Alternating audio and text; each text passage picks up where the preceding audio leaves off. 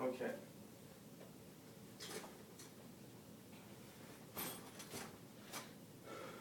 How's it going? For Christmas and my birthday, I got a new basket, and that is what the camera is sitting on right now. I also got a tripod that grasps onto things for my phone / camera, and that's also what the camera is on. But I'm going to utilize this opportunity to talk about the way that I approach mid-range game, and how I think it is basically, I'm a converted ball golfer. I started playing disc golf after I'd been playing ball golf for a number of years. And I think that something that I do that's different from things that I've seen on YouTube is I convert and I translate a lot of disc golf, or a lot of ball golf ideas and principles into disc golf. And I want to talk a little bit about that today.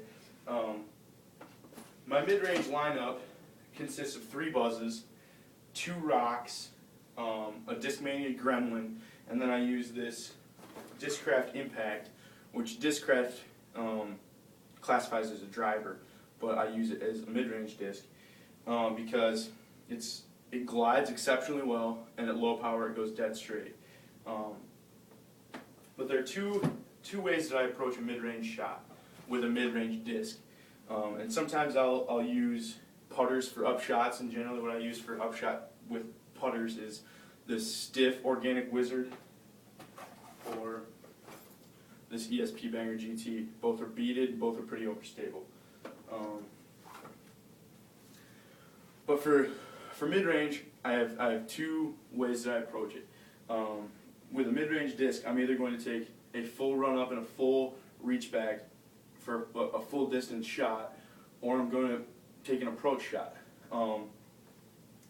For a mid-range disc with a full run-up, I use a grip just like a normal driver grip that I would use, where I lay the disc in the seam of my hand, curl all 4 fingers with my pinky more pressed against the rim than curled. And I have this hand angle is constant. I bow my wrist a little bit, and I take a full run-up and deliver the disc like that. Pretty much always on a little bit of a hyzer angle with a full run-up, because most discs, when you get that amount of velocity behind them, they flip up a little bit and they fly straight. When I move to either a stationary approach shot or like a 1 or 1.5 step run-up, I change my grip.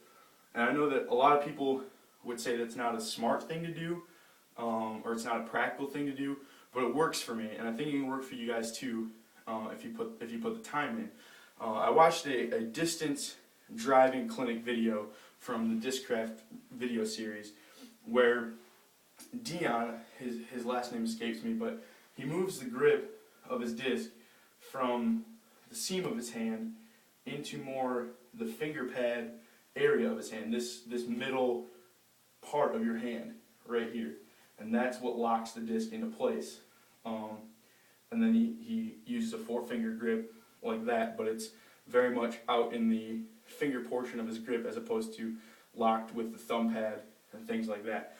This is kind of how I approach mid-range shots that I'm not taking a full run-up on, because what I feel like is it allows me to keep the nose angle down and apply a lot more spin to the disc without as much reach back and run up, which gives me a feeling of more consistency and ultimately more control. So basically what I do is I fan all my fingers like that with the disc in the front part of my hand. And I really pinch down on the thumb, but as you can maybe see, I don't know, this is my first time shooting with my new tripod, my thumb pad is not actually in contact with the disc. It's all thumb pressure in that pinch point right there with my first finger. Everything else is fanned, the pinky is pressed. And the way that I approach this, stance-wise, is if the line that the camera is on right now is my target, I would address it somewhat like this. Really bow my elbow, but even you can see my arm angle's up, slightly, but the disc is mostly flat. And so that gives me a lot of ability to work angles and work lines, especially low lines, low anhyzers and low hyzers, and even low straight flying shots with any of my mid-range discs. One disc that I've really grown to like is this Discmania Gremlin, because it's low profile and it's very fast, but also very overstable.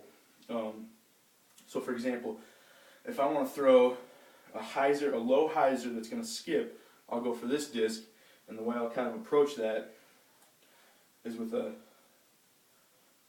action kind of like this, where I'm delivering the disc at this angle right here, where I know it's going to flip a little bit, but it's going to go mostly straight, fade hard, fade low, and skip left to the basket. And I mentioned that I'm a converted ball golfer, and the way that I try to incorporate some aspects, mostly with a full reach back, full run up throw.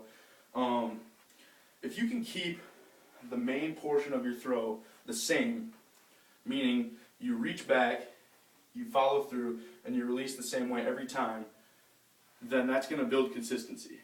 But a lot of people change that aspect of the throw for throwing hyzers, throwing big anhyzers, etc. One thing that I learned from ball golf is that the way to shape shots is by keeping everything the same and adjusting your spine angle, how upright, how bent over you are, and that will shape your shot with ball golf. The same is the same idea as how I've been applying shot shaping to disc golf. For example, if I want to throw an anhyzer, and this is my normal throw for a flat throw, all I do is I adjust my spine angle just that much, and I throw on a plane where my whole body is at this angle like this. And for a hyzer, I just do the opposite. For hyzer flips, same thing. Hunch over a little bit. Everything else stays exactly the same.